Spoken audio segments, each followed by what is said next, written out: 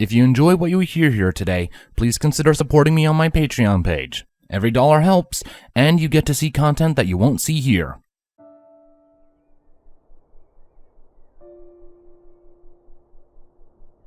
Chapter 34. A storm is coming. Ponyville. 4 mares and 1 dragon sat alone in Sugar Cube Corner.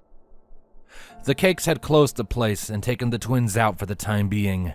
The town hall was practically under lockdown, and the EUP were swarming the place, medics having the body of the mayor carefully removed.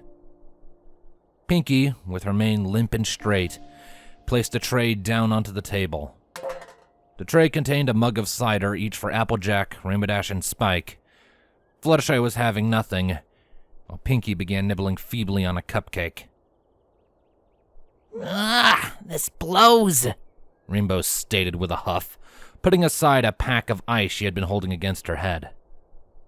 When did we start losing these things?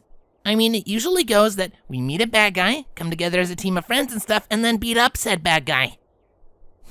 Maybe we're getting old, Applejack dryly remarked. Forget that! I'm only 26 for Pony's sake. I feel a heck of a lot older right now. That's just the feeling of defeat. It sucks the joy from your soul, Pinkie Pie said in a monotone, sounding not too dissimilar from a certain sister of hers. What she said. There's no point moaning about it, Spike growled, gulping his cider down in one before slamming it back down. We lost. Nothing we can do about it. What's going to happen to all those poor changelings? Fluttershy asked. The red marks around her eyes showed that she had been crying not so long ago. I imagine they'll be forced to become part of the Empress's army, Spike stated with blunt truthfulness. Simple fact is, we couldn't stop them. Maybe if I were a couple centuries older, or Rarity and Twilight were both there with us. Maybe then. Or if the rest of the Wonderbolts were here, Rainbow Dash muttered. I'd like to see them try to fight against all of us. Well, we have those EUP ponies here now, Fluttershy pointed out, sniffing a bit. I mean, they can protect the town with us, right? Against an attack like earlier? Yes, Spike confirmed. It would take something much bigger to crack that kind of armor. Don't tempt fate. It doesn't like it when ponies do that, Pinky scolded seriously. Believe me, it's a little grumpy. Doesn't change the facts, Pinks, Rainbow Dash retorted for Spike. Yeah, I guess. Y'all told Princess Celestia yet? Applejack asked the forlorn dragon. Not yet, Spike admitted. Can't think of what to write. Just say it how it was, Sugar Cube. We got thrust into a bad situation we were not at all prepared for. Nothing anyone could have done better. Not against those odds. Always the voice of reason, aren't you? I have to be, with friends like these. Applejack managed to joke, gesturing towards Pinky and Rainbow Dash specifically. Yeah, really funny, cowgirl, Rainbow Dash stated with a roll of her eyes. What are they going to do about the town mayor position? Fluttershy asked. Now that, you know. I don't know, Spike said with a sigh. Mayor always said she'd come out of retirement if she was needed. Now's as good a time as any. She was in office the last time changelings ran amok, Applejack pointed out. Speaking of authority, I heard the EUP are turning the library into their command post here. Served as a strategic position during the battle 8 years ago, Spike reminded the mayor. And I swore I recognized a few faces from the aftermath. Makes sense that they'd send a few veterans in. Exhibit A right here, Rainbow stated with a flex. Knock it off, Rainbow, Applejack scolded. No need to show off now. Just trying to lighten the mood, AJ. Celestia knows we need it. I'll be happy when we have our sparkle back, Pinkie Pie stated. You already have party ideas forming for that victory, don't you? Spike asked knowingly.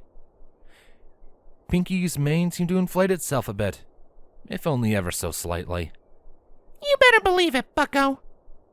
I think we could use it, Applejack agreed. But enough with the procrastination. Spike, y'all have a letter to write. Yeah, I know, Spike stated. She is going to be angry. Canterlot. Come on! The young foal by the name of Valiant Snow pleaded with the largest puppy eyes he could manage. Please! Facade shifted uncomfortably. You would just be disappointed. Really, I'm horrible. Just try! You can't be that bad! You want to bet? Valiant, Snow, and Facade were in Valiant's family home, along with both his parents and Vladimir, as well as Cardus and his family. Scarlet and Broadsword had invited the rest over after they had returned from the Hive. The mayor in question was in the process of cooking homemade hay burgers, along with hay fries to go along with them. There was also a nice selection of drinks ranging from juice and lemonade to a few ales and ciders for the adults. Juvenis had moaned that she, in her mind, was old enough at 16 to at least try an alcoholic beverage, but her parents weren't entirely receptive to that idea. Nevertheless, all but Scarlet were sat around in the back garden chatting idly. It was during this time that Valiant Snow caught wind of Facade's shape-shifting difficulties, and the child immediately wanted a demonstration. Facade was not so thrilled about that. You should turn into a giraffe! No, Nightmare Moon, wait! A zeppelin! Okay, kid. 1, a zeppelin is far out of any changeling's capabilities. 2, even if it weren't, it takes highly skilled shapeshifters to change into anything other than a pony or another equine-shaped creature, and I can't even do that. You won't know until you try? Valiant stated eagerly. That's what Mama always says. Mine too. And I have tried. And I have failed. I don't need to do that again. But I didn't see it. You're literally arguing with a child. Cardus pointed out with a laugh. You're doomed to lose. I'm not doing it, the changeling deadpanned in response. Aw, but it would bring a foal great joy, Vladimir jeered lightly. You wouldn't want to disappoint the kid, now would you? Valiant offered even bigger puppy eyes. I feel like you're all ganging up on me, Facade stated. I'm staying out of this, Broadsword remarked. Don't expect me to stomp on his dreams, Panacea jokingly agreed. I kinda wanna see you try too, Juvenis sheepishly added in. I mean, I can shapeshift just fine. Valiant looked towards the teenage changeling mare. Oh, you should show me too then. Oh, well, Juvenis tapped her chin for a moment. Oh, I can do a great impression of the queen. Green flames quickly surrounded the teenager, replacing the chitinous form with that of a lavender unicorn mare with a blue mane and a pink strike going through it. Thou must provide me with books, or be forever banished to checklist duty.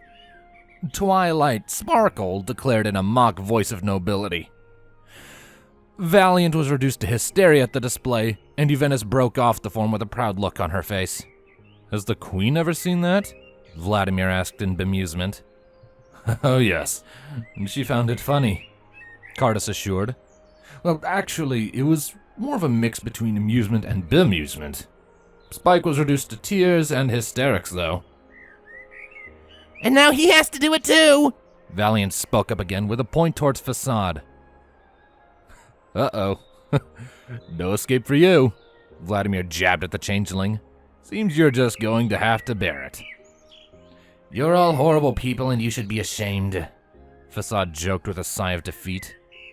Fine, but this won't be pretty. You have been warned. Don't worry, Facade. Beauty is in the eye of the beholder, Panacea stated. Yes, and I can already feel your judging eyes boring into me, Facade replied. All right, Here goes nothing. Literally, in all likelihood. Facade took in a few deep breaths. A few more seconds passed with nothing happening, the others watching with curiosity. Then, Facade deeply concentrated as he channeled all the magical reserves within himself.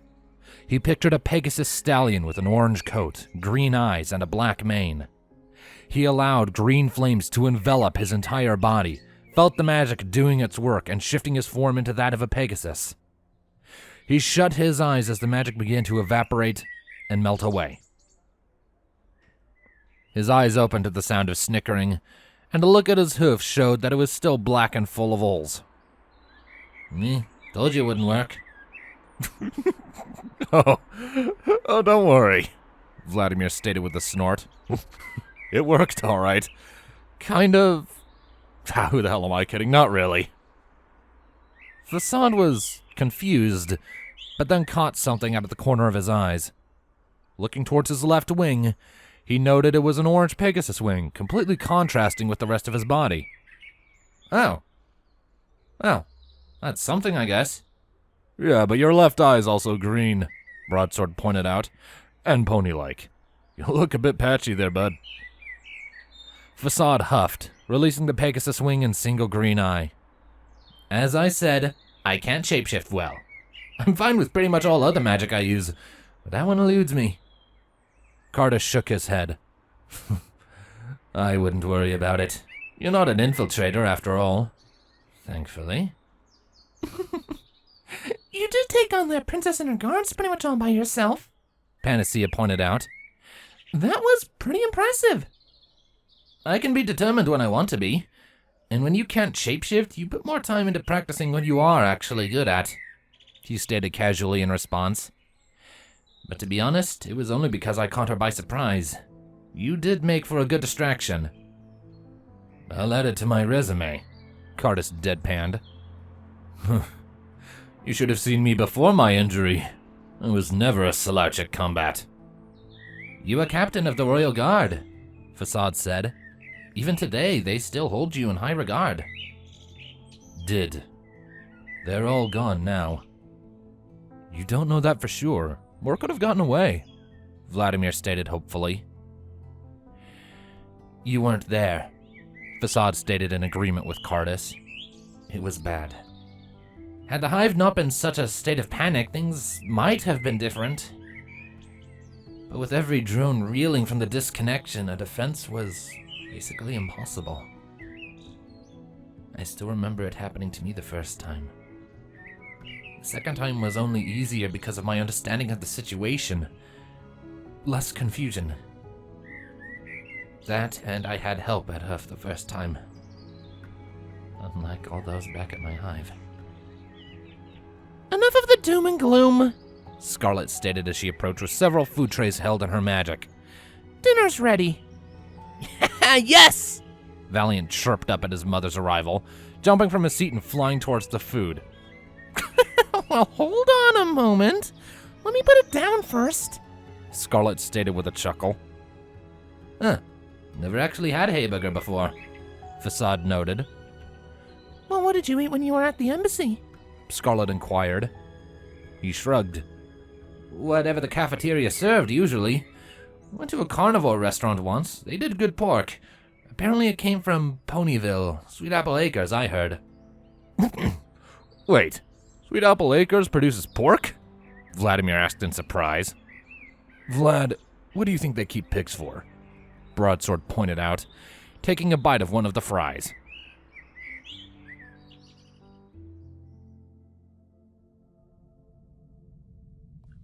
The EUP will be there by now, Auntie, Celestia assured the Princess of the Sun.